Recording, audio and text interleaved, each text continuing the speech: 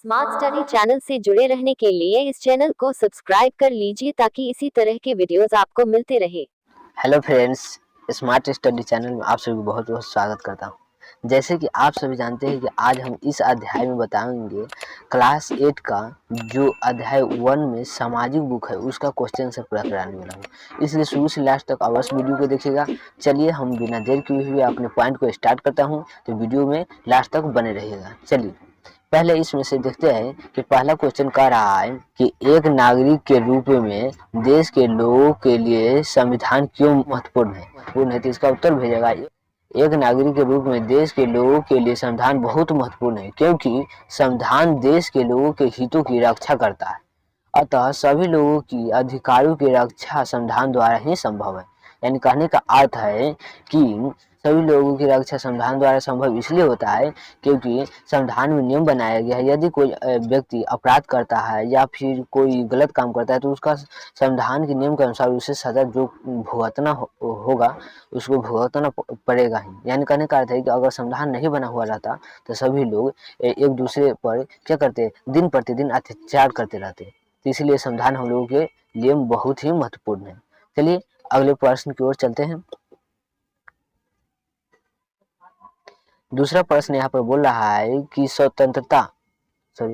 दूसरा प्रश्न कर रहा है, स्वतंत्रता आंदोलन के दौरान भारत के लोगों ने अपना संविधान बनाने की मांग क्यों रखी होगी। तो इसका उत्तर भेजेगा कि स्वतंत्रता आंदोलन के दौरान भारत के लोगों ने अपना संविधान बनाने की मांग इसलिए रखी क्योंकि सभी भारतीय लोगों को ऐसा लगने लगा था कि जब तक अपना देश में संविधान लागू नहीं होगा तब तक लोग अच्छा शासन प्राप्त नहीं कर पाएंगे। हम जानते हैं कि जब हम बता रहे थे पढ़ाते वक्त, इसको याद कीजिए कि स्वतंत्रता आंदोलन के दौरान भारत के लोगों ने अपना संविधान बनाने की मांग करने लगा था। क्यों करने लगा था इसका बात भी समझिए। क्योंकि जब अंग्रेज शासन ने अपने भारतीयों पर बहुत अत्याचार करने लगे, इस तरह से सभी भारतीय लोगों के अंदर आक्रोश बढ़ गए और अंग्रेज के विरोधी होने लगे और अपना संविधान मांगने लगे। इस तरह से भारतीय संविधान अति आवश्यक था हम लोगों के लिए, क्योंकि जब तक भारत का संविधान अपना नहीं बनता तब तक हम लोग आज़ादी महसूस नहीं करते। आई होप आशा करते हैं ये समझ गए होंगे। चलिए अगले पॉइंट की ओर चलते हैं। इसमें तीसरा प्रश्न कह रहा है यहाँ पर कि भारत के संविधान में दिए गए मूल्यों में से आपको कौन से मूल्य सबसे महत्वपूर्ण लगते हैं और क्यों। यानी कहने का अर्थ है संविधान में जो कुछ भी नियम बताया गया है उनमें से आपको कौन सा नियम बहुत अच्छा लगता है और क्यों लगता है, तो इसका बारे में समझ लीजिए। भारत के संविधान में दिए गए मूल्यों में से मुझे बुनियादी मूल्य सबसे महत्वपूर्ण लगते हैं क्योंकि इन मूल्यों में मुख्य बातें निम्न है, यानी लोकतंत्र, स्वतंत्रता, समानता, न्याय और धर्मनिरपेक्षता। यानी कहने का अर्थ है जो बुनियादी मूल था उसमें बताया गया था कि लोकतंत्र, स्वतंत्रता, समानता, न्याय और धर्मनिरपेक्षता। यानी लोकतंत्र के बारे में सारा स्वतंत्रता मिलता है, उसके बारे में बुनियादी मूल के तहत बताया गया है। स्वतंत्रता, आज़ादी प्राप्त करने का नियम बताया गया है बुनियादी मूल में। और समानता प्राप्त यानी सभी को समान रूप से देखना है सरकार के प्रति, तो यह भी नियम बुनियादी मूल में बताया गया। और न्याय यानी कोई भी अन्याय करता है उस पर न्याय प्राप्त करने का बुनियादी मूल में नियम बताया गया है। और धर्मनिरपेक्षता यानी धर्म के आधार पर कोई भी विभेद न करना, यह सभी बुनियादी मूल्य के नियम के तहत बताया गया है। तो इसलिए हम लोगों को बुनियादी मूल्य बहुत ही महत्वपूर्ण लगता है। तो इसलिए इसका आंसर ये भेजेगा कि भारत के संविधान में दिए गए मूल्यों में से मुझे बुनियादी मूल्य सबसे महत्वपूर्ण लगते हैं क्योंकि इन मूल्यों में प्रमुख बातें निम्न है: लोकतंत्र, स्वतंत्रता, समानता, न्याय और धर्मनिरपेक्षता। ठीक, ये समझ गए होंगे। चलिए अगले पॉइंट चलते हैं। यहाँ पर चौथा क्वेश्चन कह रहा है कि संविधान में दिए गए मूल्यों में दिए गए समता और सामाजिक न्याय को लागू करने के लिए सरकार द्वारा जो योजनाएं चलाई जा रही है उन्हें निम्न तालिका में भरिए। यानी नीचे जो डायग्राम भरने के लिए दिया गया है उसमें से हमें समानता के कुछ मूल्य भरना है, इसमें से समता का कुछ मूल्य भरना है और कुछ सामाजिक न्याय का मूल्य। तो इसको दोस्त हम बता देते कि जैसे ऐसे इसको उत्तर में लिखेंगे तो ऐसे डायग्राम पढ़ लीजिएगा।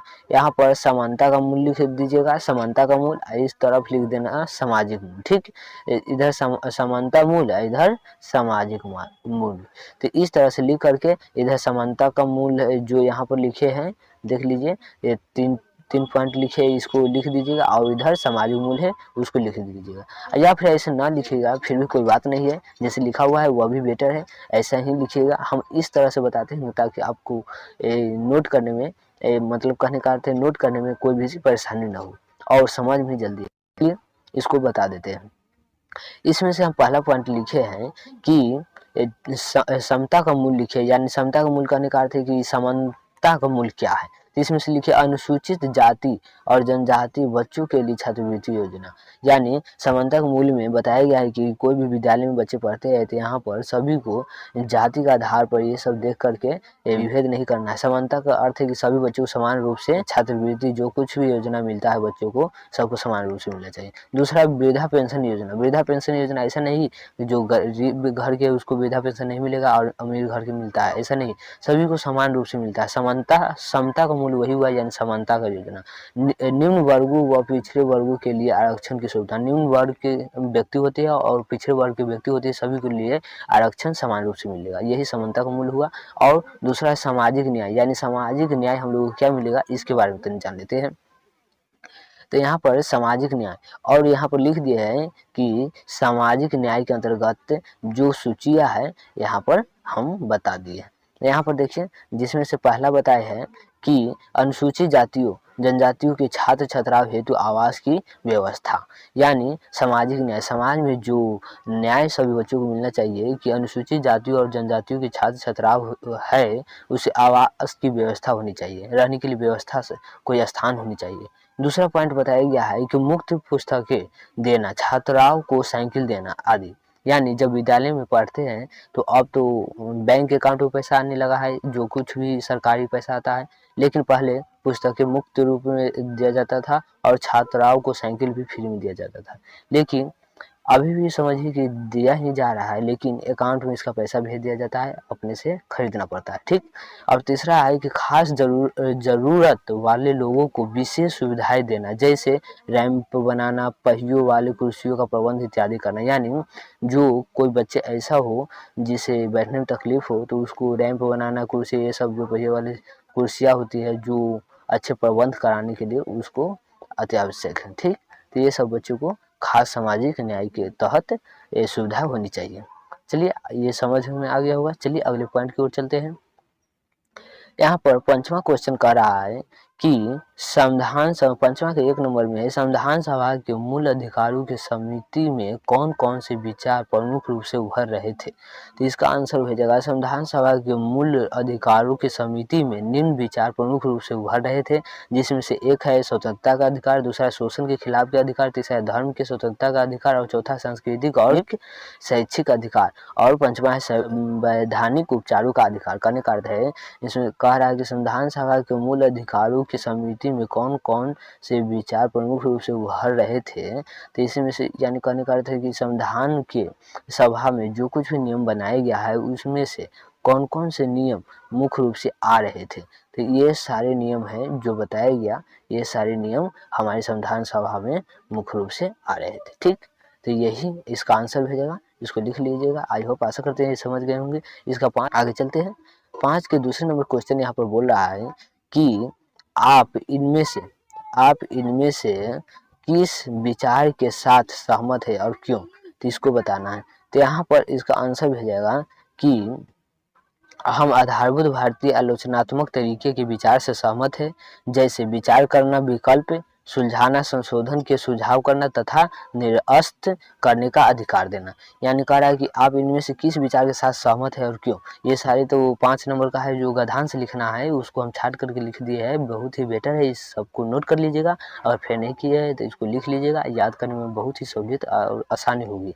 इसमें से पूछ रहा है कि आप इनमें से किस विचार के साथ सहमत है और क्यों, यानी जो हमारे भारतीय संविधान में नियम बताया गया है उसमें से आप किस विचार के साथ है उसमें मिलना चाहते हैं, यानी आपका राय क्या है उसमें, सहमत कौन सा में आपके विचार से सही है नियम, उसके विचार अपने विचार से लिखना है। तो इसमें हो जाएगा हम आधारभूत भारतीय आलोचनात्मक तरीके के विचार से सहमत है। जो नियम अब भारतीय आलोचनात्मक तरीका है जो कि जिसमें हम लोग क्या है सहमत है, जैसे विचार का विकल्प, यानी विचार करना का विकल्प, विचार अपने से कर सकते हैं, सुलझाना, संशोधन के सुझाव करना तथा निरस्त करने का अधिकार देना। चलिए पंचमा के दूसरे क्वेश्चन के ओर चलते हैं। तो तीसरा क्वेश्चन इसमें कह रहा है कि संविधान सभा में सदस्य किस तरह किसी निर्णय पर पहुंचते थे, गद्यांश के आधार पर अपने शब्दों में लिखिए। तो इसका आंसर भेजेगा संविधान सभा के सदस्य काफी आलोचनात्मक तरीकों से विचार करके विकल्प सुझाने संशोधन के सुझाव देने और निरस्त करने का अधिकार है। यानी कह रहा है क्वेश्चन क्या है कि संविधान सभा में सदस्य किस तरह किसी निर्णय पर पहुंचते थे, गद्यांश के आधार पर अपने उत्तर में लिखिए। तो संविधान सभा के सदस्य काफी आलोचनात्मक तरीके से विचार करके, यानी कहने का अर्थ है कि संविधान सभा के कोई भी सदस्य होते, कोई भी मतलब कहने का अर्थ निर्णय पर तभी पहुंचते थे जब उस पर विचार करते थे, काफी विचार करने के बाद कोई भी निर्णय लेते थे। ऐसा नहीं कि अपना मन से गलत या सही निर्णय जो मन में आया वो ले लिया, ऐसे नहीं करते हैं, उस पर विचार कर लेते हैं और सही निर्णय लेते हैं। तो यही बताया गया है गद्यांश के आधार पर, जो बताया गया है उसको लिखवा दिए है।